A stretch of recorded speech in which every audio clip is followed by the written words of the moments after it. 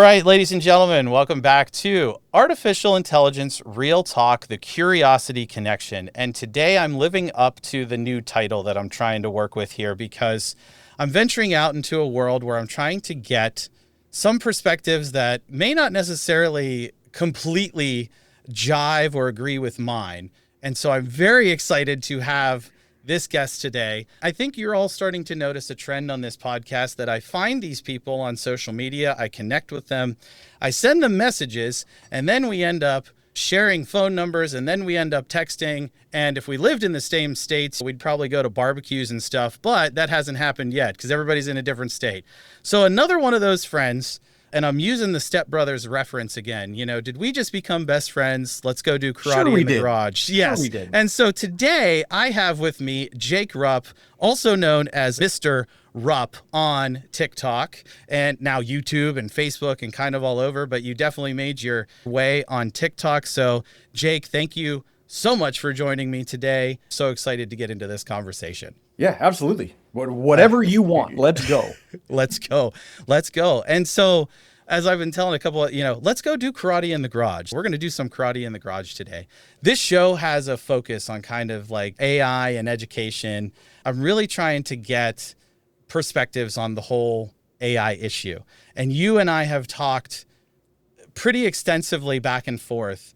And the thing that I love about our conversations is with your background in rhetoric. So that is your big focus. Your lessons on TikTok are so immensely popular because I think you're talking about things that people think they know about, but you're like giving them the whole reason why those things work. So like, let's start there. Let's go with the whole rhetoric piece. So you teach rhetoric. I believe you have a master's in rhetoric, if I'm not mistaken. Correct. And so talk about like what do you teach? What's your day look like and how's that go? And then how does that translate into like what you do after school for TikTok? Okay. So I've been teaching for 20 years. I do have an MA in rhetoric. So a majority of the classes that I teach at this point are dual enrollment because I'm eligible to be a professor. So I do a lot of teaching through the University of Colorado, but we do that in-house at the high school. So when we talk about a rhetoric course, it's just AP Lang. AP Lang is a class that is anchored around how do people achieve their purpose? What choices do you make in order to achieve yours? And like, that's the basis of rhetoric. In addition, I teach a public speaking class, which is, it's AP Lang, except the end product is that you need to present it verbally. So we have that going. I also teach a course called Storytelling Genres that looks at the way that stories not only are built, but the way that they represent cultures and the kind of meaning that we can find there, in addition to a class called Greatest Hits, which is super rhetoric based. And that one is entirely on why popular things are popular within a moment. I have an SAT prep class. So like on a given year, like every other day, I just don't have a break because I teach all of the time.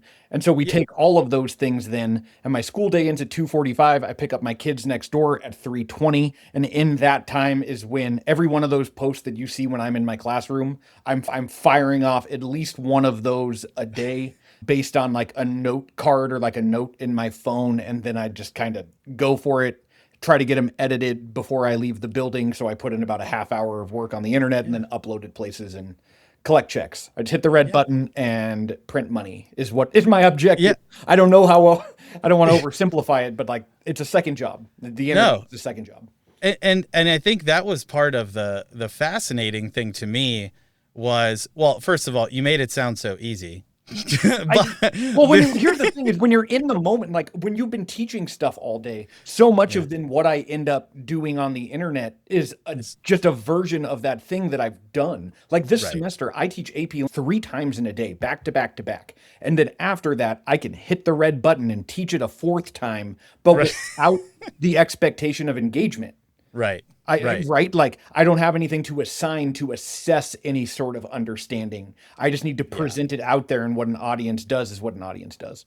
Yeah, absolutely. And I think that's such a reason why people kind of flock to your channels is because, again, that like the mini lessons and that they feel like they're in the 4th block of that class.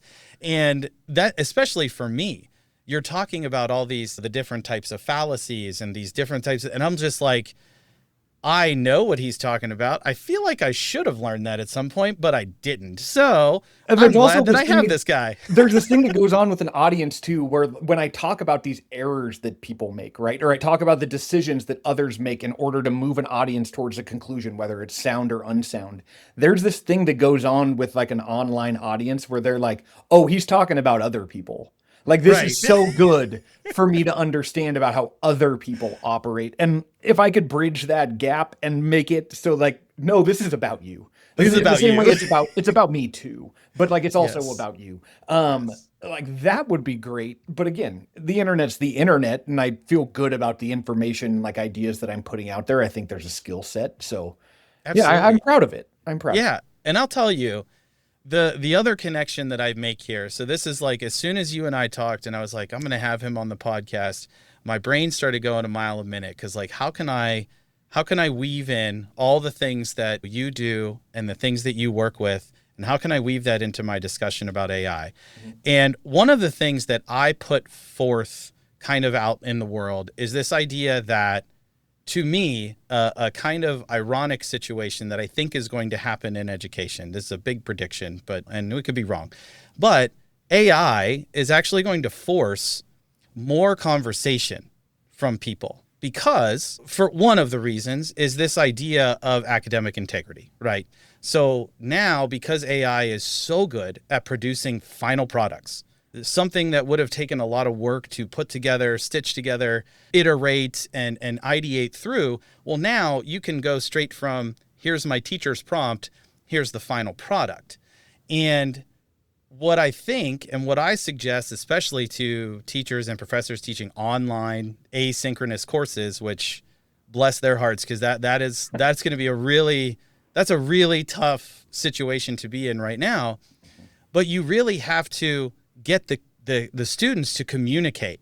You have to get them to share their knowledge of their paper.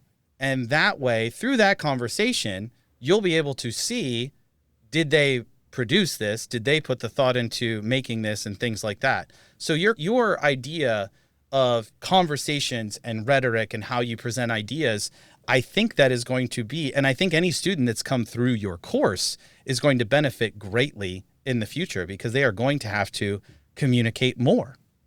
So I think there's also, I don't know, maybe there's like an underlying assumption going on there though, that like that's not happening already, right? Yeah. That wasn't like, that was what teaching looked like pre-AI, is that we're teaching skill sets and how to do, there's a lot of ways to do this job. One way is that you can see what they know, right? And like that is a way to do it. But another way is to try and teach them how to do things and moving your way through those. So while, yes, I think AI in that space might force people to have those conversations, I don't think it's fair to say that those weren't happening before.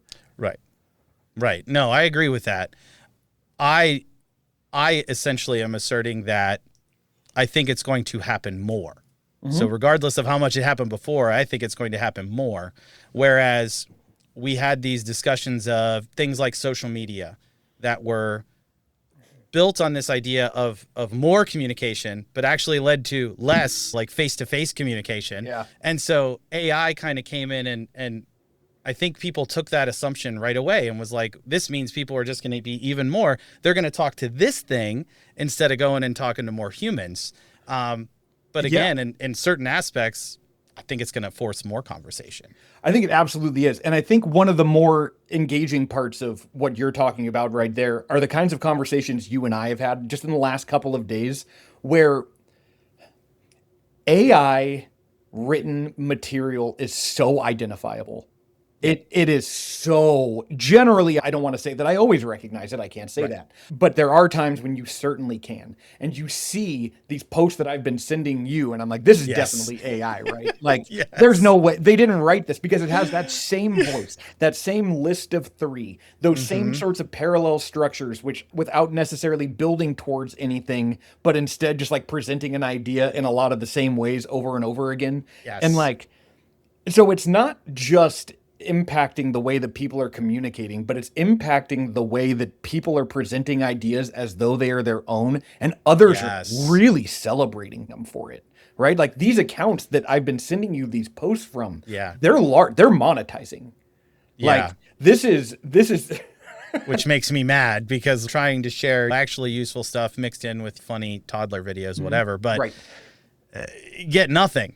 And these ones, like the one you sent me today, Oh my God. you can clearly see they are reading the teleprompter, and you can and just it she didn't do a good job of adding any sort of embellishment to it whatsoever, because it sounds like a robot reading it. Like It sounds like a robot reading it for the first time. Exactly. But the people, again, like that account had 50,000 followers, which means she is monetizing, and it's long enough. And then you have people in the comments like, you are so correct. And like, you could do that too if you were willing to sell out and just have AI, or even you could do it authentically, but like, and just have it create this thing that there's a fish in a barrel audience for. I mean, sure, you could do it, but it's so soulless. I agree. And so that idea, I'm gonna pull strings and connect things here, because or send us a different direction. Again, you're the captain. Yeah. No, I know. I'm still learning how to be the captain, which is great. So this is wonderful. But this connection of the voice, right? So people losing their voice. I made an argument in a podcast a while ago that when I was in high school, I don't feel, and it probably was most definitely my fault, but I don't feel like I was adequately taught, like, what is voice? What is your voice? And how do you know, like, how do you know what that is? So like, you're the teacher here. So like, if you had to explain what is voice to like the high school students, like when they say, when somebody would say like, oh, that doesn't sound like your writing voice or whatever, like what does that mean? Voice isn't the first step. So the first step is going to be identifying what your purpose is. Okay. In any sort of rhetoric, right? We have this purpose to achieve. So this is very task oriented. So let's start like maybe where we think of voice probably in the first way, which has to do with the creation of like fiction or some kind of creative writing, some kind of personal narrative, right? Because what people don't always think of it this way, but like a mass majority of the writing that you do in school is nonfiction. Right. Yeah. Agreed. And people don't, and you don't always see it that way. I'm not even saying you should necessarily change it, but they just don't always see it that way. So if we're talking about voice in narrative, then my purpose then is that I want an audience to feel a certain way or learn a certain thing. And so the voice that I take on is going to be demonstrating my own feelings towards that. It's tone. Right? Okay. And so it's going to be the way that I present something. In the same way I made a video today where I was talking about like making an example of a fallacy that had to do with old people not being able to drive. And I could just say, I got rear-ended by an old person, so old people can't drive. But I wanted to be dramatic about it. And I wanted it to be kind of fun. So it was, if you get rear-ended by an octogenarian who was born during World War II, right? That choice in phrasing, that's going to end up being part of the voice. It also has to do with cadence if we're speaking out loud. Yeah. When it comes then to that nonfiction writing, though, that writing that people are doing so frequently, that has to do then, I have a purpose, but then there's a step before it too where I have to recognize an audience. I need to recognize an audience's values, needs, and beliefs, and I have to make choices which cater to those. I'm not making choices to cater to traits because you can't do that, right? I'm not going to cater to a 40-year-old man. That's not a thing. But I can cater to people who are paternal, right? Okay. Now when we get into that paternal, that means that they value family values, or they value whatever, they value, need, belief. You just use that as like your stem and then you fill in the blanks. Yeah. The voice that I take on then is going to be the one that allows me to achieve that purpose with them while also establishing that I am somebody who is credible enough for you to continue to listen to. Wow. I want to sit in your class. Like, I want to come sit in it because Well, I mean, you can watch it a minute and a half at a time every day. I do because I get the personalized notifications. Hey, your friend just posted a video. Oh God, So, do you get those? I didn't. I do. I get those in like for random people, and I can't turn them off. I barely know how to use this app that I'm on. No, Like, I know. It's funny. Who does, right? It's like big black box that everyone's like, yeah, we'll do a couple things and figure it out here and there. Yeah, but so part of my whole discussion, especially with ELA teachers, anyone in the language and English departments, especially writing, that idea right there of voice is one that teachers, and rightfully so, I think are very worried about with the rise of AI. Because if I offload, which we're making a lot of assumptions. Sure. We're assuming that a lot of students are going into a chatbot of their choice and saying, do this assignment for me. So that is a sweeping generalization that I know that is data supports that. Yeah. And I know that's not every single kid, but it's enough. It's a majority. It's more than enough. Yeah. And so that idea of the cognitive offload is the phrase I hear over and over and over again. Okay. The cognitive offload of the writing process, of the cognitive offload of X process happening throughout school.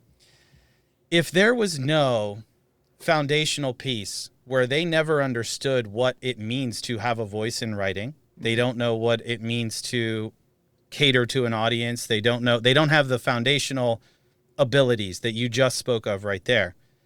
And then they insert AI, they never develop those abilities on their own because the AI has completely replaced their ability to do it on their own and learn. And so that's kind of a big fear of a lot of teachers, especially in the languages, especially with writing. And I don't disagree with it. I make two arguments. I argue that writing doesn't need to be the only way to assess someone's voice, to allow them to express their voice. So we could focus on more things than just writing. Mm-hmm. And I hear this argument all the time with essays in particular. And I also assert this argument that, like, for many jobs, essay writing is not really a thing.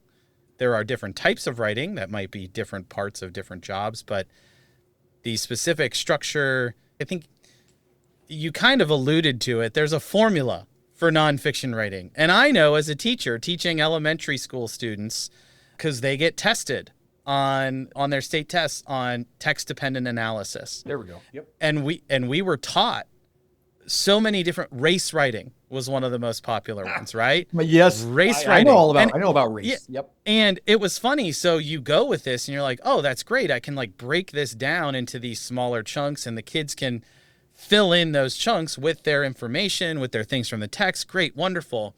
Me and my buddy go to a training at the IU. Now I work at the IU, but I go to the training. Look at you. Yeah, I know. Go to the training. And she's like, yeah, we shouldn't be teaching kids those things because it becomes a formula.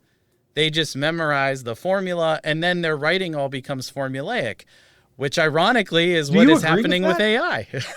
But I don't necessarily. I mean, I don't all the way. I mean, I understand what she's trying to get across.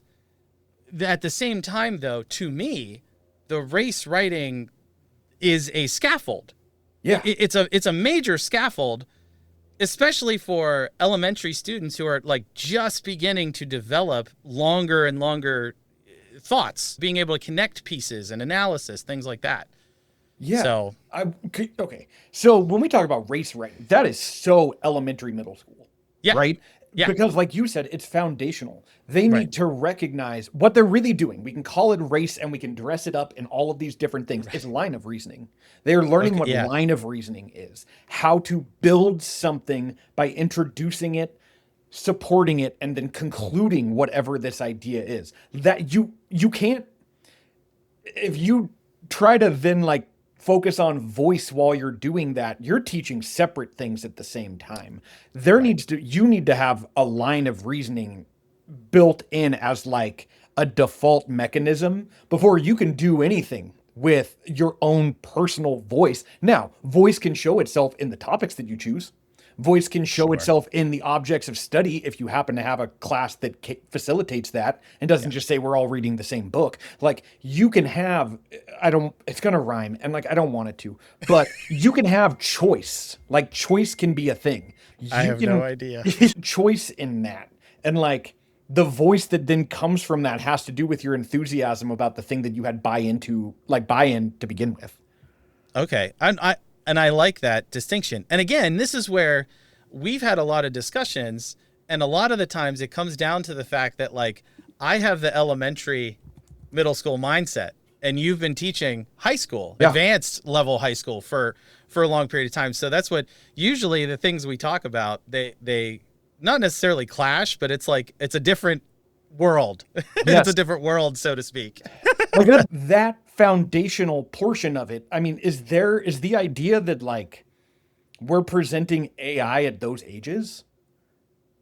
Well, like is that like the thing that? So this is a discussion piece, okay. And I remember we've had so many conversations, but I remember we had this conversation about. And I wanted to get into this part too, because you were telling me about your frustrations that you were having with dealing with AI, especially this past school year in particular, and things that you were seeing. And I made an assertion, I guess an argument in that conversation back and forth. And my argument has always been that if the students learn these tools, these skills to work with these tools, I shouldn't say tools. I don't want them to learn specific tools. Okay. Learn the skills to work with these tools at an earlier, younger age and this is a key part that I've added in developmentally appropriate ways. That, in my mind, this is a total hypothesis, would lead to less misuse of the tool for the things that we spoke of before, like a kid writing the whole essay by themselves or doing the whole reflection piece using AI or whatever.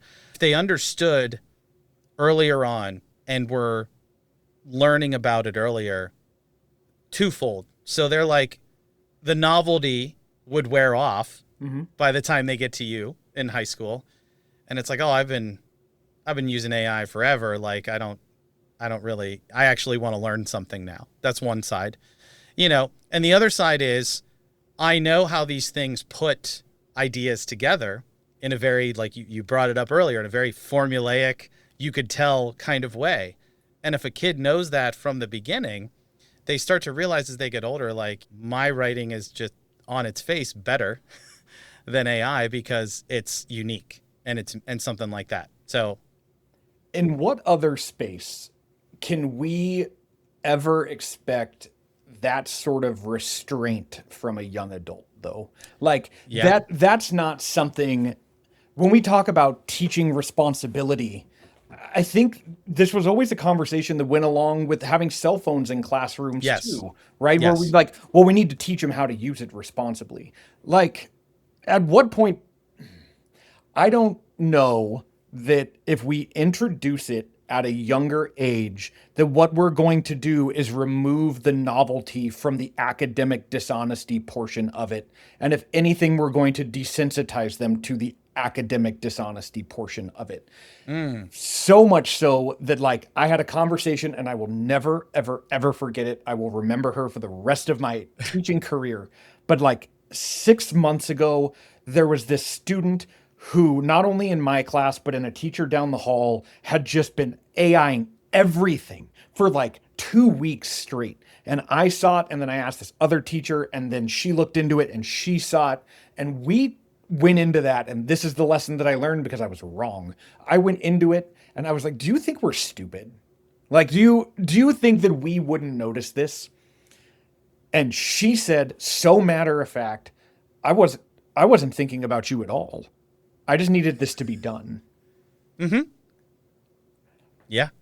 Okay. Yeah. No. And I think we step one step back from that. and we can talk about how we want to express our voice and the value of our own original ideas, but you're going to have to break down all sorts of barriers that have to do with the stigma that way predates AI, that has to do with I'm being assigned things and I didn't choose to do them. And like, that's school. That is Right. school. School is in part uncomfortable, in part learning how to do things or learning how to accomplish tasks that you didn't come up with yourself.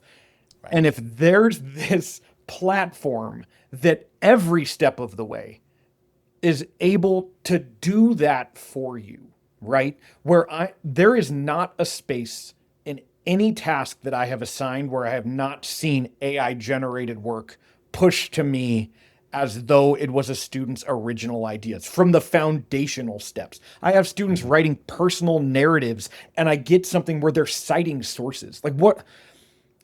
It's, yep. It's not about like teaching students to value their own voice when you have this thing that is always going to override it, which is just like complete convenience. Yeah. All of the time. Yeah. I'm not seeing it. Yeah, no. And you bring up like that is a absolutely perfect point, because I will tell you how you are on TikTok and those platforms with videos. That's how I am on LinkedIn. Yeah. With my posts and stuff. So that sentiment right there gets to the crux of a much larger issue, and because it's much larger, it feels impossible, and so people just kind of kick the can down the road. But that idea that you said right there, and the student actually said it perfectly, I just have to get this done. I just have to get it done. And sometimes by no fault of the teacher, just by going with how their school does it, or just how things go in the world, we have kids that are solely focused on that idea of a final product. I just have to get the final product done. And I just want to get it done so I can go do whatever. It's really hard to overcome that. Oh, I got this thing that can do this really, really quickly. And so I guess the question, and again, the whole thing about this podcast for me is curiosity. So that's like my big thing. I love my Ted Lasso quote, be curious, not judgmental. It's like one of my favorite things ever. And so, like, what do you think, based on what you just said there, like every step of the way, theoretically, an assignment in your class, in other classes, AI can be inserted into every step along the way. So then what needs to happen? I want to make sure that I'm clear about that previous point. Like, I don't want to downgrade teenage stress. No. I know you're not. But what I think, when we look at like a student saying, I wasn't thinking about you at all, it wasn't, what I'm witnessing is not students using AI so that they can go do other stuff. Okay. They're doing it because there are tasks in front of them that they need to remove from being in front of them. And there is always this service available that allows for that to occur. Then you add in when those things are challenging. My class is hard as hell. Yes. This is a new skill that they do not have. And so you put that there for, if I have this thing where I don't have to experience difficulty, where I don't have to experience receiving feedback that says I am flawed, I'm not perfect already. If I can do that, I'm going to be doing that. And it's not coming from a space of laziness. It's coming from a space of like really natural, almost like instinctive avoidance. And so how did you phrase the question? Like, say your question again. So like what needs to change, essentially, or what do you think needs to happen, given the fact that school is so task oriented? Yeah. Do this paper, take this test, do this thing, get this grade, move on here, go to college. And in college, it's much the same. Do this task, get this grade, do this task, or these tasks, get this grade, read this thing, do this. And so there's value in those things. However, I hear all the time, like, well, teachers need to redesign their tasks. Well, with how AI is developing, what the heck can we redesign that's going to account for it being able to do almost anything I can imagine other than sitting down and having a conversation face to face. Picking your brain there of like, given what you've seen and all the things that you've dealt with in terms of AI kind of stepping in and a lot of these parts of the process while I was a student, what do you think, or what are you thinking about changing going forward with your class, if anything, and adjusting because of that?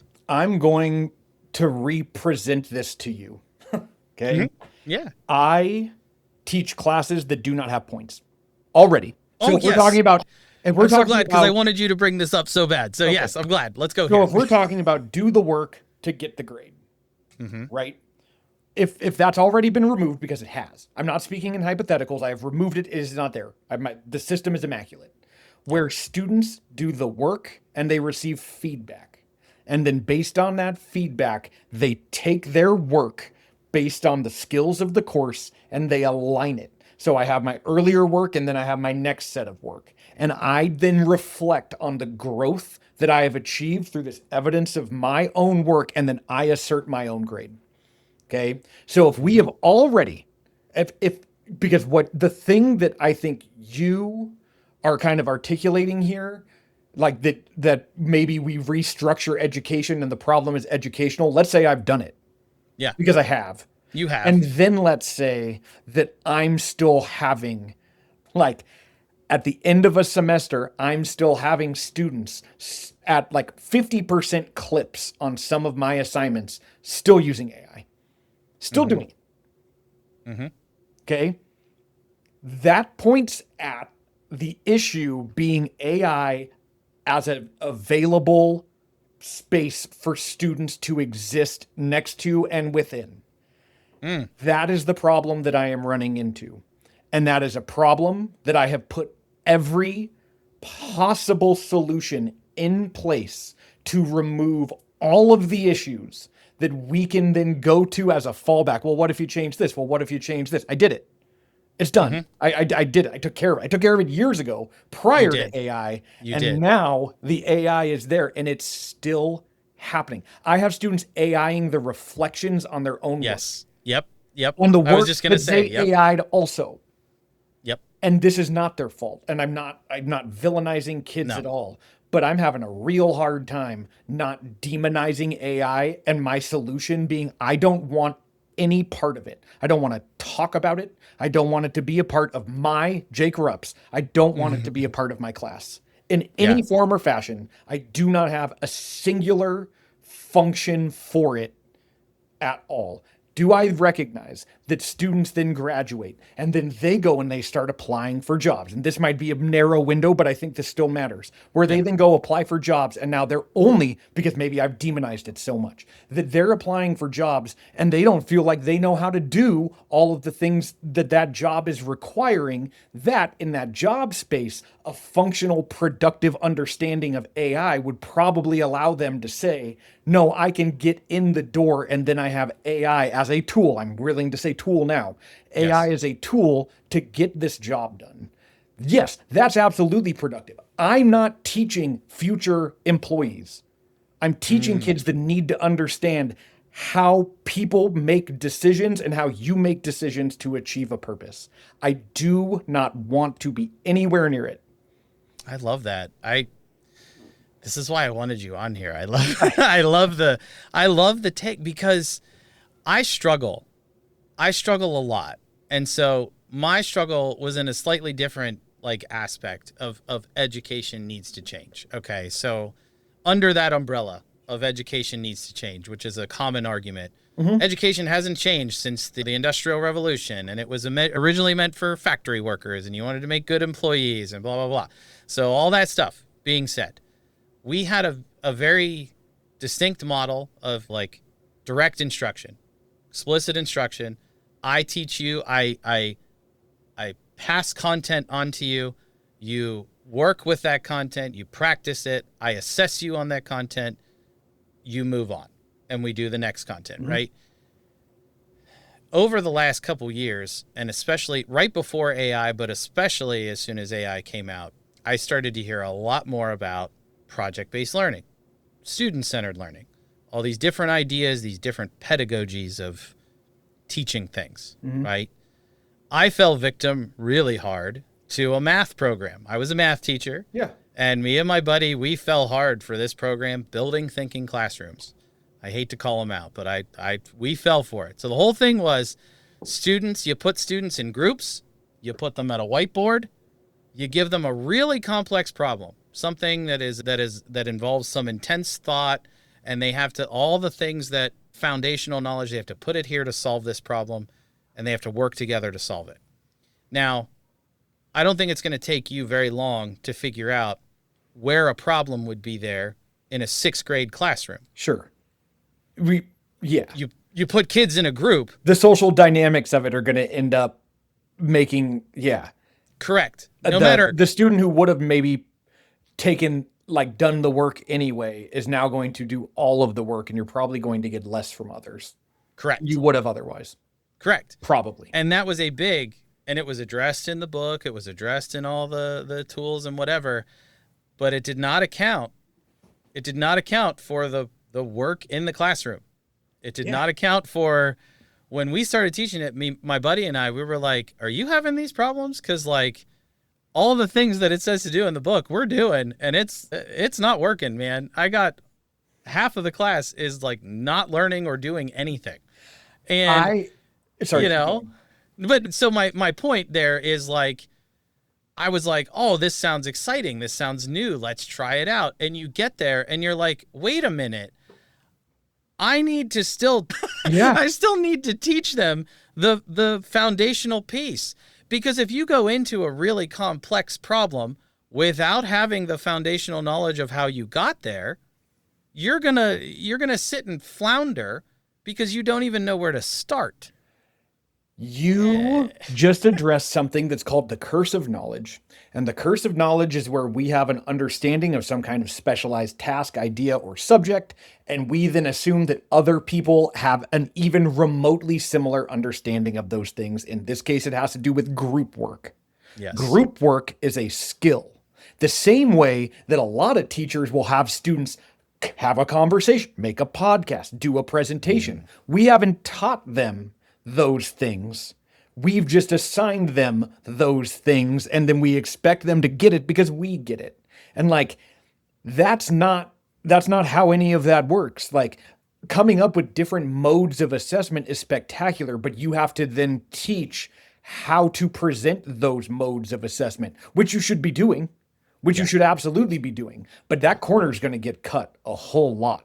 Further, the other thing that you're now addressing, especially with this math program specifically, and you said it, and I'm so glad you said it, is it's new and it's exciting, and change is invigorating and it's inspiring. And I know that what you are seeing on LinkedIn is a bunch of people in managerial and like higher up roles, not exclusively, but there's a lot of them, and they're pumped, and that's contagious. That's okay. Okay. That's okay. But that's contagious. It's so contagious. And so we're talking about like, I bet that the words that they're using are really, when we talk about voice, are really exciting, inspiring words that don't actually have concrete steps aligned to them. Because you know what we're doing? We're bridging gaps.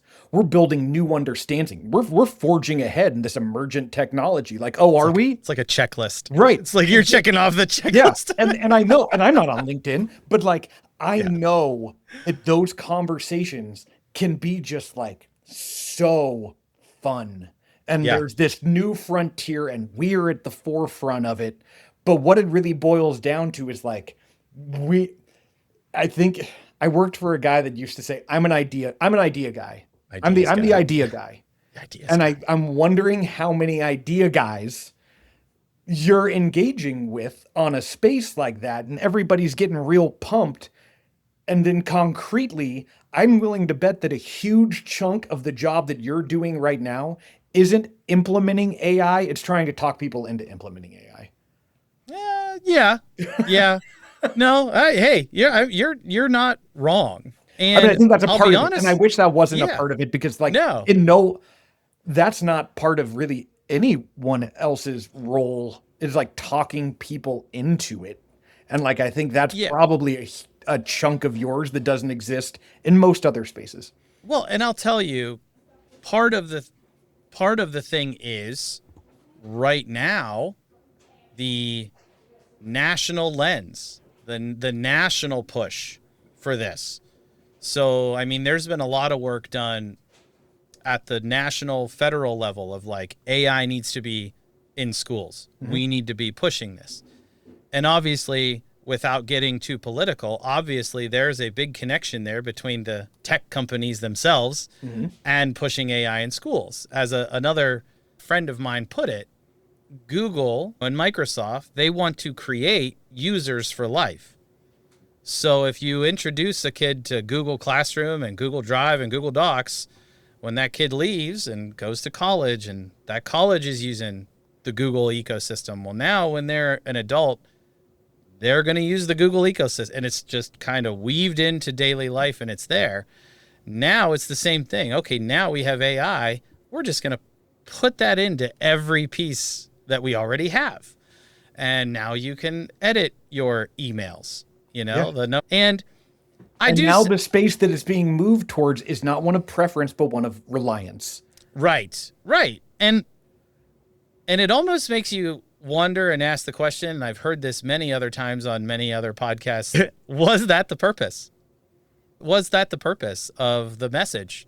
To get this technology to force people to be reliant on it, and now, as we're seeing, force people to even train it and then eventually have themselves replaced by it. Right? And I don't know that I necessarily, so I don't think of it maybe in quite as like apocalyptic, dramatic. Sure. I see where you're at, but because you hear about like banning AI, banning cell phones, you like the word ban though, right? Yeah. But I'm not seeing it as banning it in the same way. Like I don't show movies in my class, but I haven't banned movies. I don't have a purpose for movies in my class, and so they're not a part of it. That is where I'm at. I don't need to ban it. I don't need to outlaw it. I don't need it's over here. I don't need to participate in it in mine. That I refuse to speak for everybody. No. And so that's where I'm at. Yeah. No, and I'm glad that you said that, because my previous guest, I'd like just finished editing his episode like an hour ago, but he said essentially the same thing when we talked about this whole the ed tech movement. And so the fact that you've been teaching in the boom of the ed tech movement, it's come in with force and authority, and like you said, new, exciting, shiny object, invigorating, right? And the thing that now, and I mentioned these in that episode too, but Jonathan Haidt's The Anxious Generation, Jared Cooney Horvath, The Digital Delusion, putting forth these ideas of like the screens were terrible. The screens were a terrible decision. The technology in the classroom was a terrible decision. And I don't fully disagree, but what I think there's some nuance there there are specific purposes where technology is very valuable. And you just made that point very eloquently, as you always do, eloquently. You said movies don't fit a purpose in my class. And so if we had approached EdTech, AI, cell phones with that individualized lens of does this serve a purpose in my class, rather than a school, again, broad generalization here, but definitely happens more often than not, a school saying, hey, we purchased this program, we want you all to use it, right? And so that happens more often than not, whereas no one ever sat down with the teachers saying, we have a chance to get this tech, is this something you'd be interested in? Does it fit for purpose in your class? But I like how you put that. That thing doesn't have a purpose in my class, so I don't use it. And I wish that was more of the message. And as much as I don't like to say that I sell AI implementation, but sometimes it feels like that. But you have again, a purpose to it. Don't think of it as selling. You have a purpose to achieve. Yeah. And so you're making choices to do so. But it seems like you're doing so in at least a thoughtful, critical way. Trying. Like this isn't blind support. Yeah. It was, I will admit, at the beginning, my early TikToks, I admitted this also on the last podcast with my buddy, but I said the same thing. Like, I bought in hard. Yeah. You know, I'm the millennial. I've always loved new tech, everything that was new tech. And so these things come in and I want to learn everything there is to learn about it. Also learned that adult ADHD might have had a little part to play in that of me getting hyper fixated on this thing and wanting to learn about it. But I bought in hard. And I realized what was happening is I was doing free advertising for the companies and not getting paid for it. And so then that started to happen. And then I took a step back and started to realize, wait a minute, where is this all going? And this was just within the last 2 years. Last 2 years, I started to see like lots of things I was like, I don't agree with that. I don't think that's a good decision. Yeah. And so that has forced me to where I'm at now, which is I am much more critical and I'm much more thoughtful of how I approach the conversation with schools. Because I am in a very rural region. I have a lot of schools who don't even want to have the AI conversation, but they feel like they need to because of all the pressures and I think, I'm not mistaken, I'd have to look this up, but I'm 90% sure we have in the state of Pennsylvania where some form of AI literacy or AI training and professional development has to be done by X time in your school district with your teachers. So it's like the teachers have to be trained and taught about it, which again, great timing for me because that is my job. But that's kind of the reason why a lot of these schools are doing it is because they're essentially being mandated, forced to. So I think the idea of teaching responsible use to irresponsible people, and that's not a slight on kids, but No. like I see that taking up, that would require so much individualized real estate that I can understand and support any and all hesitancy at bringing this sort of technology and instruction in, with the notable exceptions of spaces like, I don't know, and I don't know enough about them to even know if I'm correct, but in engineering and medical fields, and like in those specific areas of instruction, I can obviously see the potential for value. I mean, again, I'm not an expert, but I'm not. I think what I continue to fall back on this is like, AI is so easy to use. Yeah, you're like, right. It is the reason it's an issue in terms of academic like dishonesty is because it's so easy to use and conceal use of and to deny use of if it came down to that like the risk is not the same as copying your buddy's paper. The risk is not the same as copying something from the internet. It is the plausible deniability is just like through the roof. Because what do you got? AI checkers? Like be so for real. That's not gonna do it. And so I don't have a space for it, not only in my classroom, but like, I think I'm better off without trying to balance focus in my classroom between like the razor thin line of walking AI appropriate usage. Like, what if I just don't? And then my kids, it's so easy. They'll figure it out. Right. No, I never say that about anything. No, I say that about nothing else, but you'll figure it out or you won't. But let's not right now and let me teach you these skill sets. Yeah. And I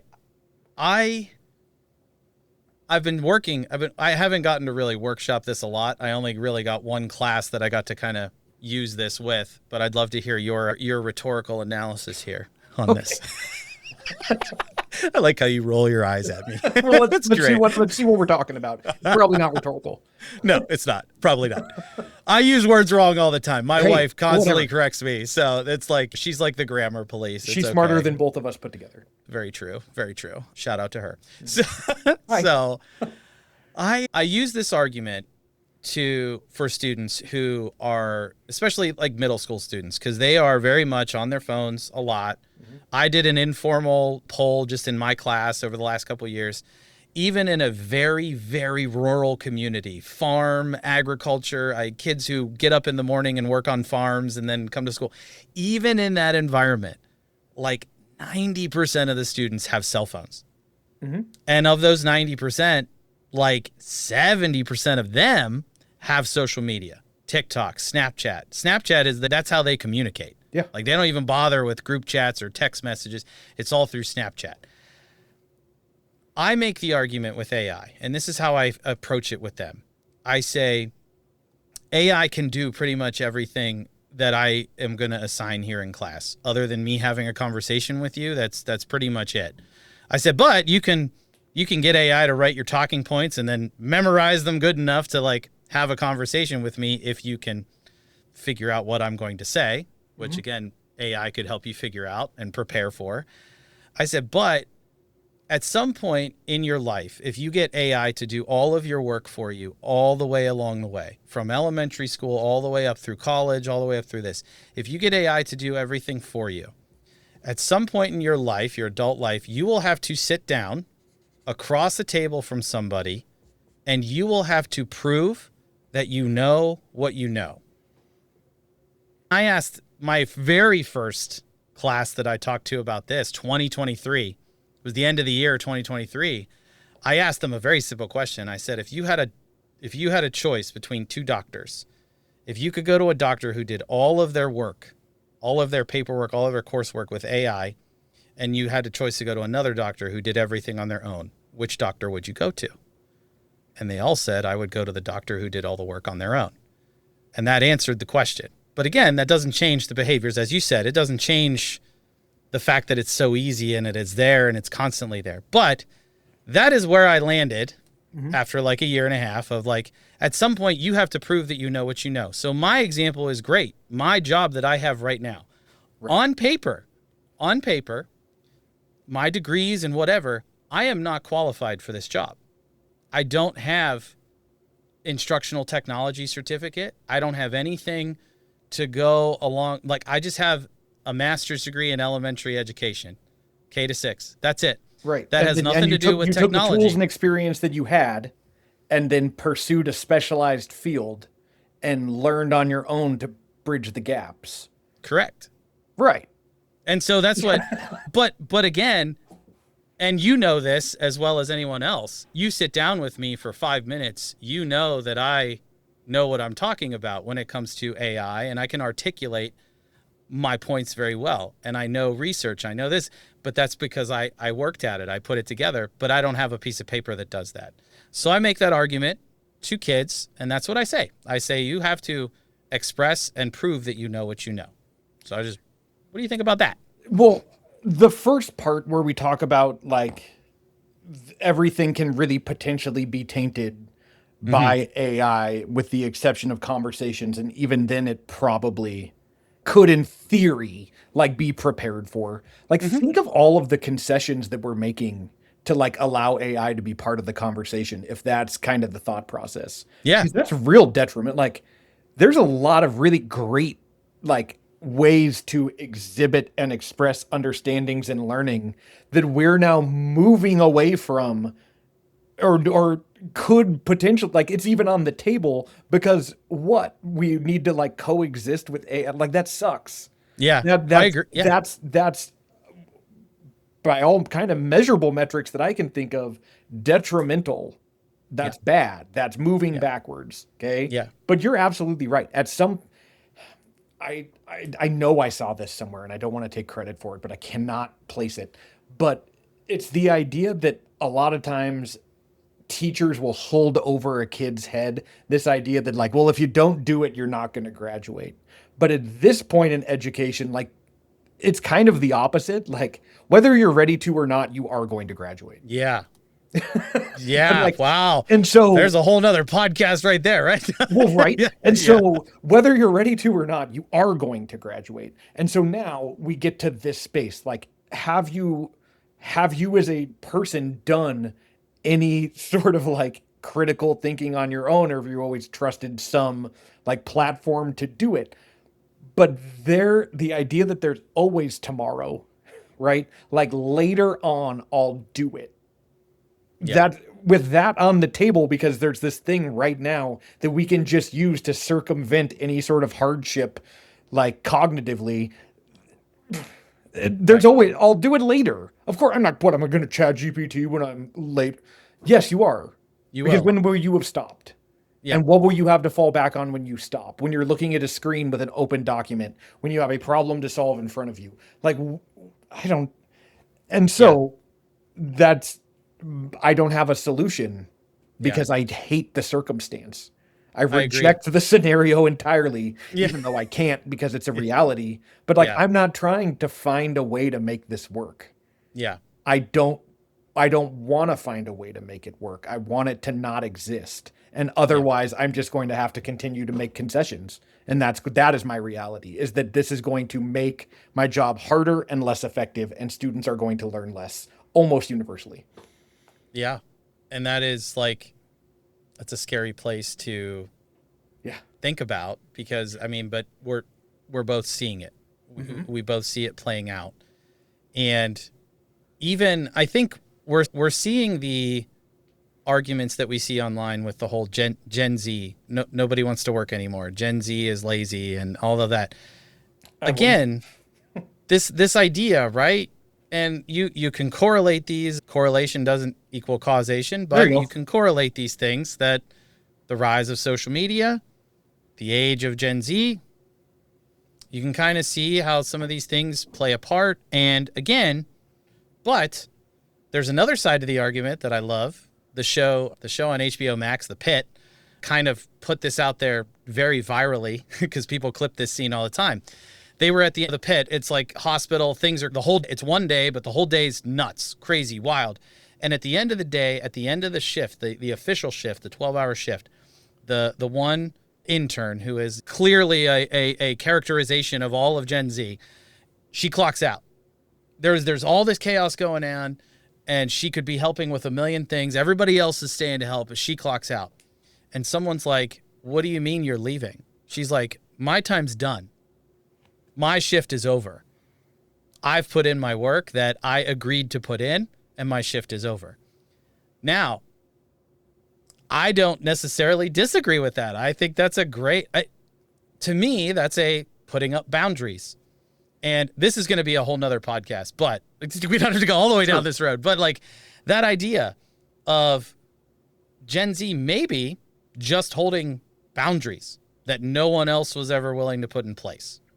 So much of kids these days dialogue is so misinformed, while also being the exact same dialogue that has always existed. It is identical. Nobody wants to work anymore. These are not new expressions. No. They're not. It's not that like none of that holds any more weight now than it did in the past. Now, is there definitely a bit more of a kind of generational value that gravitates towards having some kind of boundary that like my job is not my identity?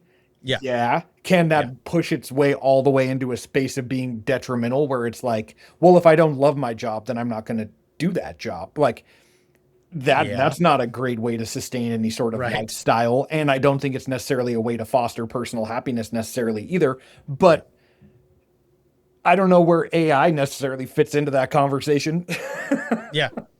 Well, because again, and so here's another, to me, it's like another domino that has been added on top of these generations now that are going into the workforce. Okay. Because obviously work has changed over the last 20, 30, 40 years. Work has changed significantly. And now you have this idea of the fear of AI taking jobs, the fear of AI replacing people, which is legitimate because we see it happening in especially tech companies, ironically. Google just really, Google, Claude, and all of the models, they openly say X percentage of our code that runs our programs is being written fixed, self-improved by AI. Like it is improving itself. So people are less and less a part of that loop, which is scary. And so what's exciting about any of this? Well, I see. No, listen, this is why I'm glad to have this conversation, because I see a lot of value from it, but the problem that I have with me personally, again, I have the foundational skills that I need to be able to use AI effectively. So I also have the ability to judge and discern that what tasks that I complete for my job, what tasks require my effort, and what tasks do not, right?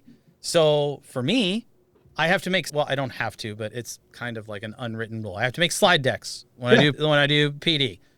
They're like, you need to make a slide deck so everyone has something to take away. I'm like, I hate slide decks. I like interactive things. I don't like follow. Clearly, we were supposed to be a half hour. We're an hour. So, but I don't like, I don't have an eye for design.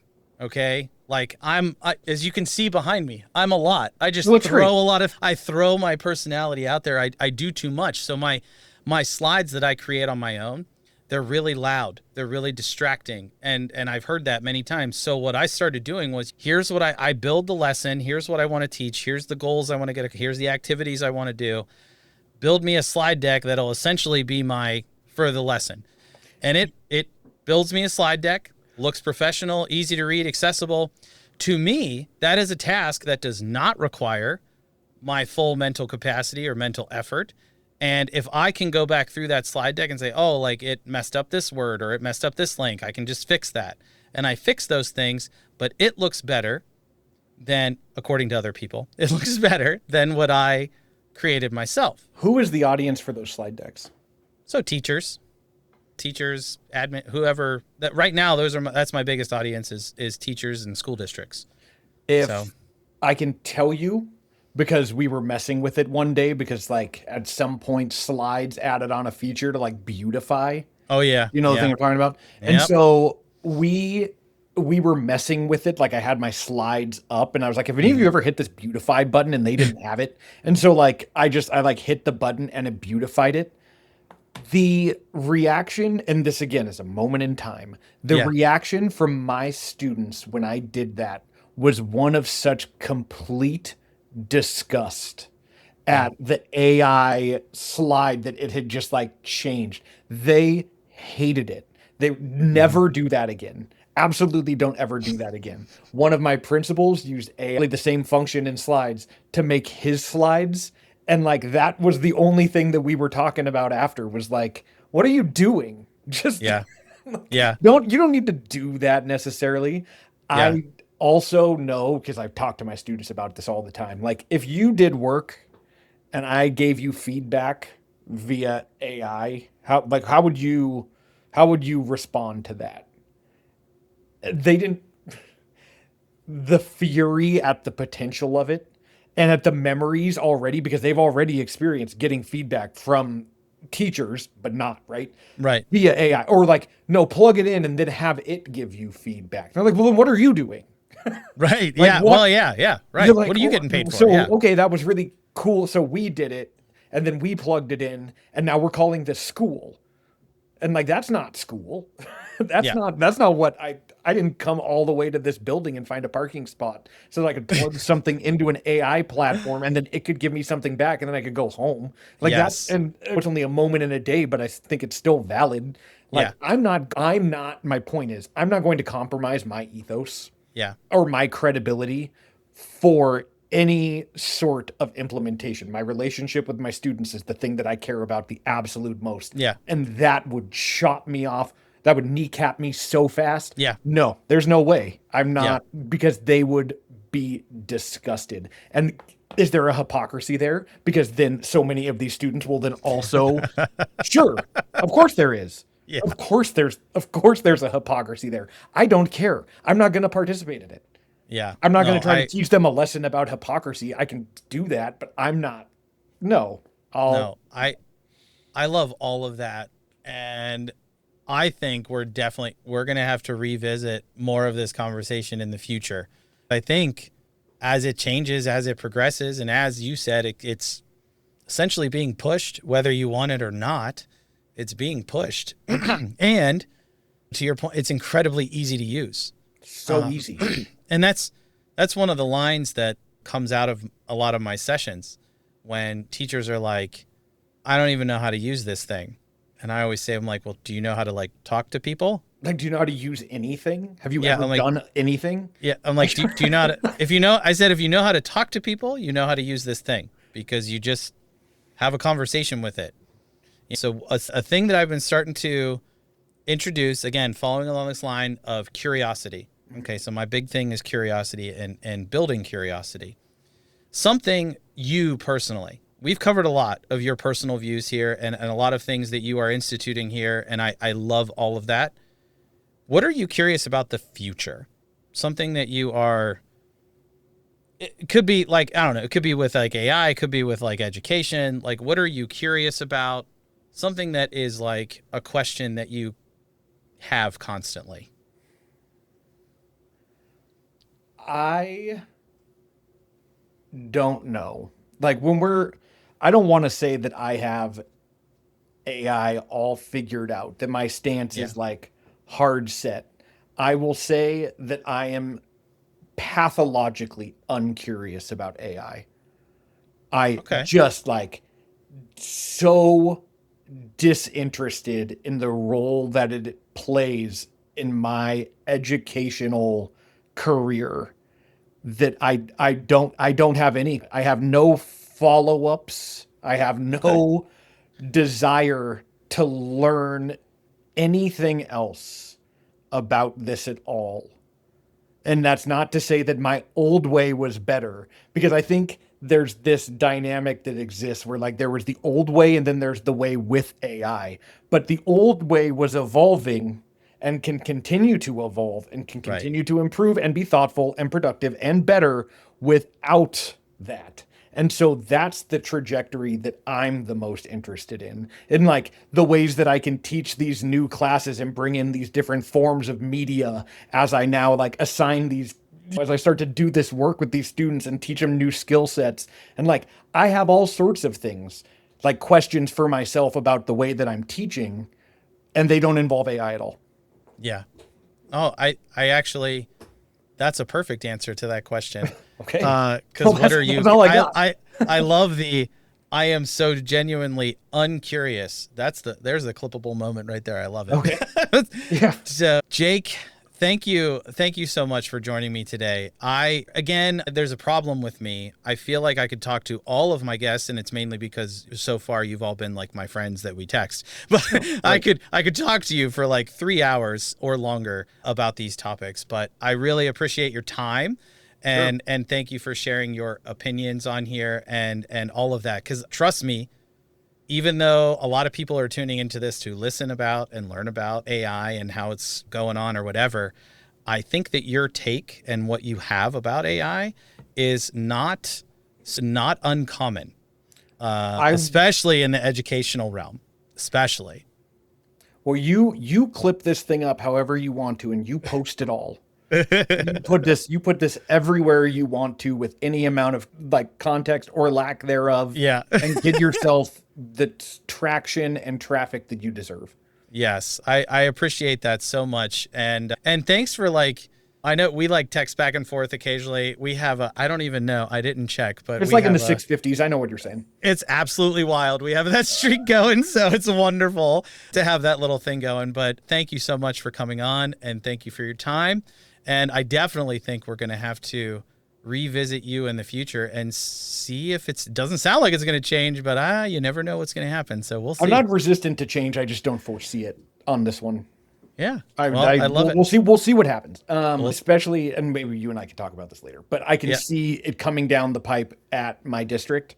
And I'm interested to see what back to school looks like and what semester 1 looks like. I'm fascinated by how I observe the future. Yeah, no, I love it. Well, hey, thanks a lot. And like I said, everybody on here, this is Mr. Rupp. Hey, Jake, thanks. Appreciate you. Of course.